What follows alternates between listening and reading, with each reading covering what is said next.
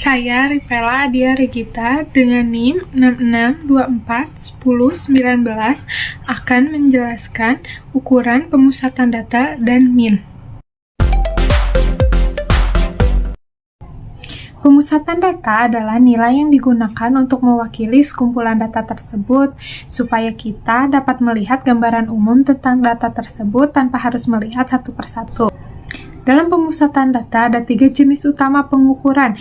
Yang pertama adalah min, yaitu nilai rata-rata. Yang kedua adalah median, yaitu nilai tengah. Dan yang terakhir adalah modus, yaitu nilai yang sering muncul.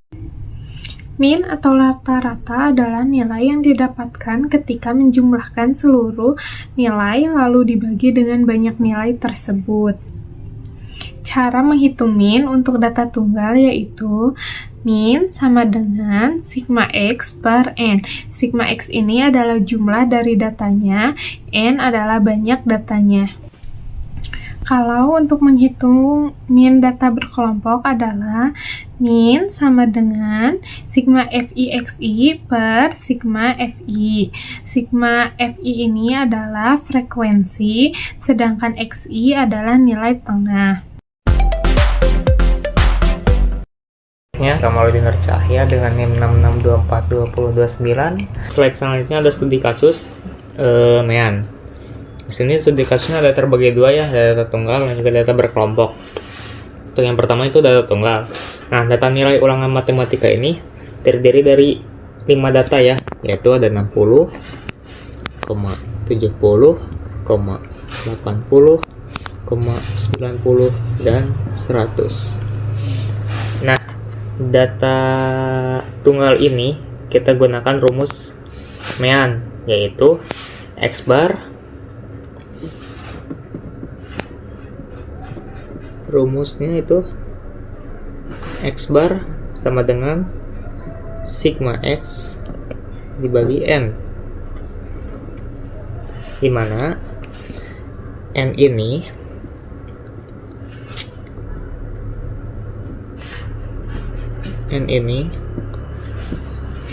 jumlah data ini ada berapa data di sini? Di sini kan ada 60, 70, 80, 90 sama 100. Di sini itu berarti ada total 5 data. Maka kita masukkan ke dalam rumus X bar sama dengan sigma X. Sigma X itu penjumlahan total semua data, yaitu 60 tambah 70 tambah 80 tambah 90 tambah 100 dibagi N, yaitu 5 data, dibagi 5 sama dengan total ini di atas, yaitu 400 dibagi 5 X bar sama dengan 80. Itu untuk data tunggal. Selanjutnya ada rumus data berkelompok. Kita menggunakan rumus X bar sama dengan sigma FI, F kecil ya, kali XI dibagi sigma FI, dimana sigma FI kali XI ini yaitu sigma FI sama dengan 5 dikali 15 ditambah 8 dikali 25 ditambah 7 dikali 35 tambah 2 dikali 45 sama dengan 5 dikali 15 yaitu 75 ditambah 8 kali 25 yaitu 200 ditambah 7 dikali 25 yaitu 245 ditambah 2 kali 45 yaitu 90. Maka total ada 610 untuk sigma FI. Selanjutnya untuk sigma XI nya, sigma XI yaitu penjumlahan dari nilai FI, yaitu ada 5 ditambah 8 ditambah 7 ditambah 2 sama dengan 22. Maka X bar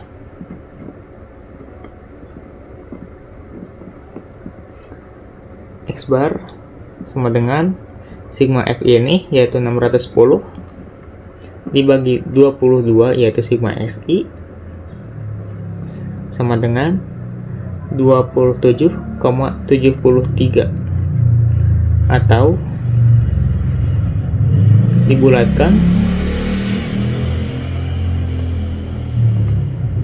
yaitu 28 orang per hari. Baik, selanjutnya ada median atau nilai tengah. Median adalah hasil nilai tengah dari data yang sudah ada dan diurutkan dari yang terkecil hingga terbesar. Nah, median ini terbagi dua rumusnya. Yang pertama ada rumus data tunggal dan rumus data berkelompok. Untuk rumus data tunggal ini terbagi dua juga. Nah, jika ganjil, rumusnya itu ME sama dengan N+1 dibagi 2. Sedangkan untuk data genap, ME sama dengan N/2 ditambah N/2 ditambah 1 dibagi 2. Untuk rumus data berkelompok, rumusnya itu ME sama dengan L besar, di mana L besar ini adalah batas bawah kelas median, tambah N/2, N itu N kecil itu sebagai jumlah data, dikurangi F besar atau frekuensi kumulatif sebelum kelas median dibagi F kecil. F kecil itu frekuensi kelas median dikali I itu panjang kelas.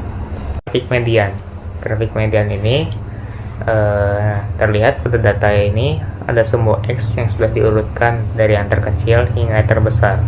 Batang yang berada di tengah menunjukkan median atau nilai tengah dari data, di mana frekuensinya itu ada 0 sampai ke 3, dan untuk nilainya itu ada X1 sampai X5. Di mana di sini ada 5 data, kita menggunakan rumus median yaitu N+1 dibagi 2, di mana di sini ada total 5 data, berarti 5 ditambah 1 dibagi 2 sama dengan 6/2 sama dengan 3. Maka kelas medianya itu ada di data ketiga atau X3. Materi yang saya sampaikan selanjutnya akan disampaikan oleh teman saya. Terima kasih.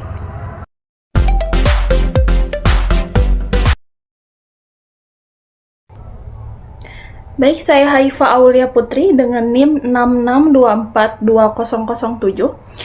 Pada slide ini, saya akan menjelaskan tentang median data tunggal. Nah, median itu adalah nilai tengah dari suatu kumpulan data yang sudah diurutkan dari yang terkecil hingga terbesar. Nah, untuk mencari median data tunggal ini, caranya itu berbeda ya, tergantung jumlah datanya. Apakah ganjil, atau genap. Nah, jadi median ini dibagi dua, ada data ganjil, ada data genap.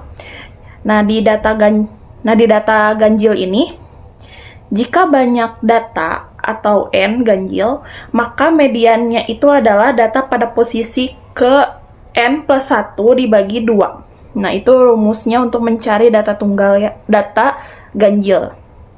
Nah, contohnya itu kami mengambil dari data waktu pelayanan per menit, yaitu 5, 7, 8, 10, dan 12. Nah, untuk langkah penyelesaiannya, tadi kan sudah terurut ya, dari terkecil hingga terbesar. Nah, contoh tadi kan data waktu pelayanan per menit, yaitu ada 5, 7, 8, 10, dan 12. Nah, langkah penyelesaiannya kan diurutkan dulu ya, datanya sudah terurut ya dari terkecil hingga terbesar, lalu menentukan banyaknya data, N-nya. Berarti N-nya sama dengan, kan ini banyaknya data total dari sini, berarti 1, 2, 3, 4, 5, berarti banyak datanya adalah 5. Setelah itu tentukan posisi median ya dengan rumus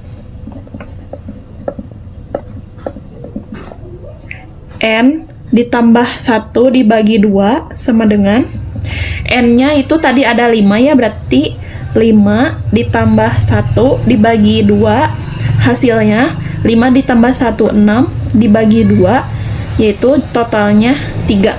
Jadi 3 ini berarti ambil data pada posisi ketiga ya. Jadi berarti hasilnya 3 itu ada berarti 8 menit. Bisa kalian lihat di tabel median data tunggal ya. Lanjut ke data genap.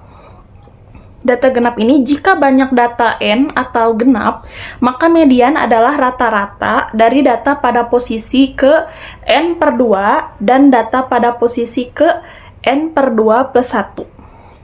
Nah, contohnya itu data penjualan harian per juta rupiah. Nah, datanya itu ada 4, 6, 7, dan 9. Nah, tadi itu kan sudah menentukan median data tunggal ya. Sekarang lanjut ke median data genap. Nah, data penjualan hariannya tadi yaitu 4, 6, 7, dan 9. Langkah penyelesaiannya berarti urutin data dulu, udah terurut ya dari terkecil hingga terbesar. Selanjutnya hitung banyak data, n-nya berarti 1, 2, 3, 4. Berarti n-nya ada 4. Berarti ini 4 itu genap. Nah, setelah itu tentukan posisi mediannya. Memakai dua rumus ya. Yang pertama n per 2 sama dengan n-nya tadi 4, berarti 4 per 2 sama dengan 4 dibagi 2 hasilnya 2. Lalu yang kedua, rumus kedua yaitu memakai rumus n per 2 ditambah 1 sama dengan n-nya tadi 4 dibagi 2 ditambah 1. Hasilnya 4 dibagi 2 hasilnya 2 ditambah 1 sama dengan 3. Jadi ambil data pada posisi kedua dan ketiga. Nah, bisa kalian lihat di tabel data genap tersebut ya. Jadi data kedua dan data ketiga tadi ada 6 ya. Berarti ini pakai rumus lagi untuk menentukan mediannya. Berarti tadi data kedua yaitu 6 ditambah 7 per 2 sama dengan 6 tambah 7 13 dibagi 2 hasilnya 6,5. Jadi mediannya itu hasilnya 6,5 juta rupiah. Ini untuk data genap. Nah, jadi dapat disimbolkan ya, jika n ganjil, mediannya itu ada di data pada posisi ke n plus 1 dibagi 2. Nah, kalau misalnya jika n genap, mediannya itu ada di rata-rata data pada posisi ke n per 2 sama posisi ke n per 2 plus 1 gitu. Nah, selanjutnya saya akan menjelaskan median data berkelompok.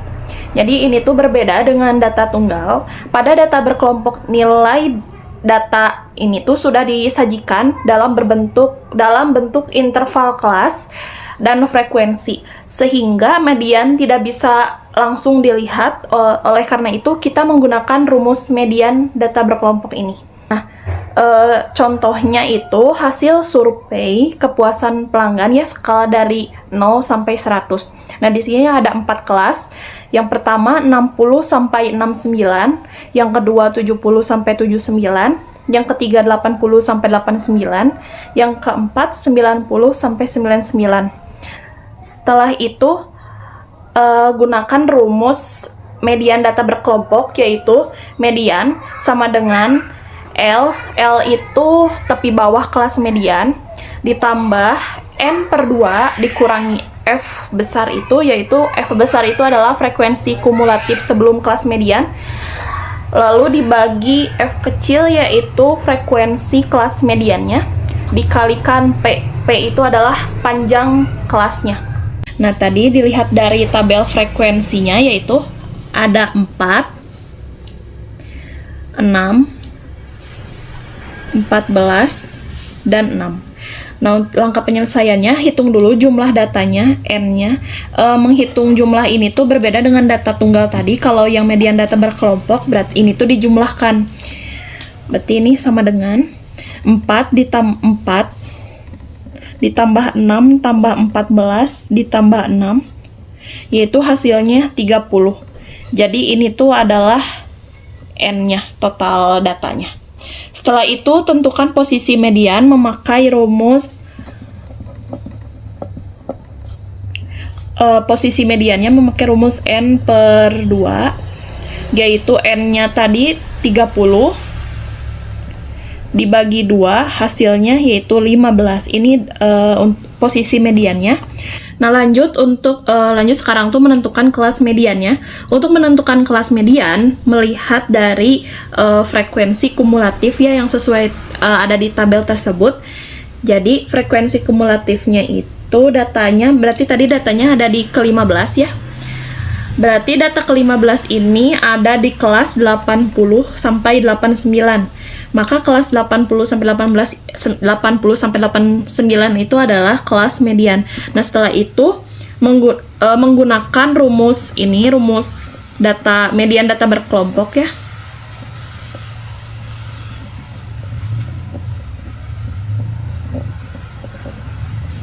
Nah, rumusnya itu median sama dengan L itu adalah tepi bawah kelas median ditambah buka kurung N total data ya, N/2 dikurangi F besar ini adalah frekuensi kumulatif sebelum kelas median dibagi F kecil, ini tuh adalah frekuensi kelas mediannya, tutup kurung, dikalikan P itu adalah panjang kelasnya. Lanjut berarti ke perhitungannya, sama dengan di sini ME sama dengan L-nya tadi tepi bawah kelasnya yaitu 79,5 ditambah N/2-nya ini ya hasilnya 15 dikurangi frekuensi kumulatif sebelum kelas mediannya yaitu 10 dibagi frekuensi kelas mediannya yaitu 14 tutup kurung dikalikan panjang kelasnya yaitu 10 sama dengan 79,5 ditambah 15 dikurangi 10 hasilnya 5 dibagi 14 ini buka kurung, ini dikurungin dulu dikalikan 10. 79,5 ditambah berarti ini hasilnya 5 bagi 14 dikalikan 10 hasilnya 3,57. Nah, jadi hasilnya 79,5 ditambah 3,57 yaitu 83,07. Jadi kelas mediannya hasilnya 83 ya kalau di buletin. Jadi 83. Nah, baik, sekian untuk penjelasan studi kasus dari median data tunggal dan median data berkelompok. Semoga dapat dipahami. Baik, selanjutnya akan dijelaskan oleh teman saya. Saya Rahmaulan dengan NIM 66241014. Di sini saya akan menjelaskan tentang modus dalam suatu data. Apa sih modus itu? Modus yaitu nilai yang paling sering muncul atau nilai dengan frekuensi tertinggi dalam suatu data. Nah, modus ini digunakan untuk mengetahui data mana yang paling umum terjadi dalam suatu kelompok. Nah, di sini juga ada contoh grafik modus. Diketahui frekuensinya sampai dengan 3, dan juga nilainya ada 5. Nah, terlihat dari grafik, nilai 1 sampai dengan 5, semua itu muncul sebanyak 1 kali. Sedangkan pada nilai kedua, muncul sebanyak 2 kali. Nah, maka bisa dapat disimpulkan bahwa nilai kedua adalah modus pada grafik tersebut. Karena nilai kedua paling banyak muncul dibandingkan dengan nilai lainnya. Adapun ciri-ciri modus yaitu yang pertama, modus yaitu nilai yang paling sering muncul. Yang kedua, modus memiliki frekuensi tertinggi. Yang ketiga, dalam satu data, bisa ada lebih dari satu modus. Nah, jika ada 2 modus, disebut bimodal. Jika terdapat lebih dari 2 modus, disebut multimodal. Yang keempat, dalam sebuah data juga bisa jadi tidak ada modus jika semua frekuensinya sama. Yang kelima, modus ini tidak harus berada di tengah data, bisa jadi di awal, di tengah, maupun di akhir data. Yang keenam, modus itu bisa digunakan untuk data kategorik, jadi tidak hanya bisa digunakan untuk data nominal saja. Selanjutnya ada studi kasus modus. Yang pertama yaitu data tunggal. Di sini ada contoh yaitu data nilai ulangan matematika. Nilainya ada 60 sampai ke 90. Nah, dilihat dari data bahwa nilai 70 adalah nilai yang paling sering muncul, yaitu sebanyak 2 kali. Sedangkan yang lain itu hanya muncul sebanyak 1 kali. Nah, maka modus pada data ini yaitu 70 karena 70 adalah nilai yang paling sering muncul.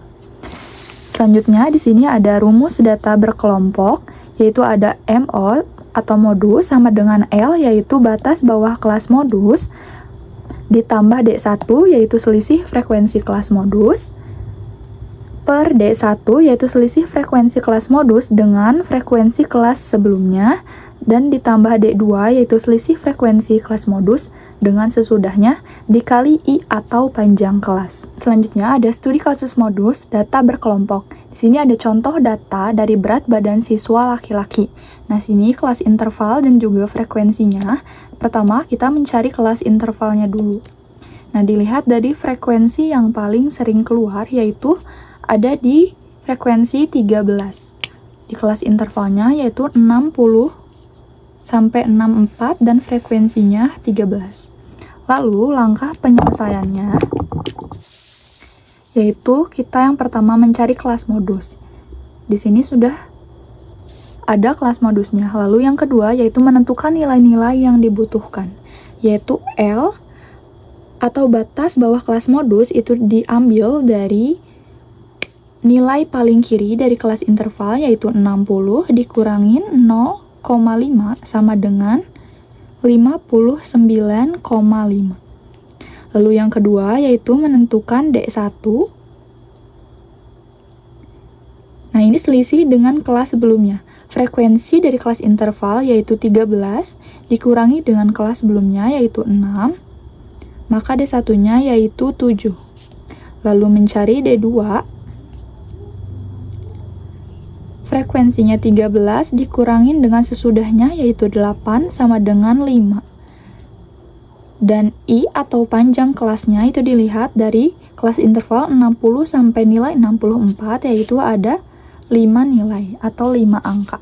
Sesudah menentukan nilai-nilai yang dibutuhkan, lalu kita masukkan ke dalam rumus. Rumusnya tadi yaitu modus sama dengan L ditambah D1 per D1 ditambah D2 dikali I. Maka modus sama dengan L-nya tadi 59,5 ditambah D1-nya 7 per 7 ditambah D2-nya 5 dikali I-nya tadi 5. Maka mo sama dengan 59,5 ditambah 7 per 12 dikali 5 sama dengan 59,5 ditambah 7 per 12 dikali 5 hasilnya yaitu 2,92. Jadi modus dalam data berat badan siswa laki-laki yaitu 62,42.